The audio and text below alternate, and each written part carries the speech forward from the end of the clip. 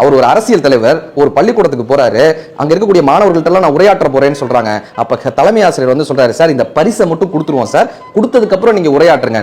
எனக்கு அதுக்கெல்லாம் நேரம் இல்ல, நான் அரை மணி நேரத்துல நான் கிளம்பணும், அரை மணி நேரத்துல நான் பேசிட்டு கிளம்பணும். சார் இந்த பரிசு என்னன்னா அது என்ன பரிசா வேணாலும் இருக்கட்டுங்க, அதுக்கெல்லாம் எனக்கு நேரம் கிடையாதுங்க, அந்த பரிசை தள்ளிட்டு நான் இப்பெல்லாம் அதை கொடுக்க முடியாதுன்னு சொல்லி 30 நிமிஷத்துக்கு 45 நிமிஷம் அவர் பேசுன்னு பேசுறாரு.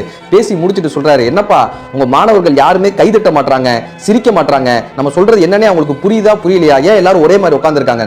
அப்ப தலைமை ஆசிரியர் சொன்னாராம், சார் இது காது கேட்காதவருடைய பள்ளி, நீங்க இங்க வந்து பேசினது எதுவுமே இவங்களுக்கு கேட்டிருக்காது, அதனால தான் முன்னாடி இந்த பரிசா காது கேட்கக்கூடிய அந்த மெஷினை கொடுத்துடலான்னு சொன்னேன். ஆனா நீங்க நான் சொல்றது எதுவுமே கேட்காம 45 நிமிஷம் பேசியிருக்கீங்க, நீங்க பேசின எதுவுமே பயனில்லை சார் அப்படின்னாங்க. அப்படி ஒரு சபையில் எதிரில் இருப்பவர் என்ன சொல்கிறார் என்றதை கவனிக்கும் பொழுதுதான் நாம் எந்த மாதிரியான சபையில் இருக்கிறோம், அங்கு நாம் என்ன பேச வேண்டும் என்கிற முடிவை எடுக்க முடியும்.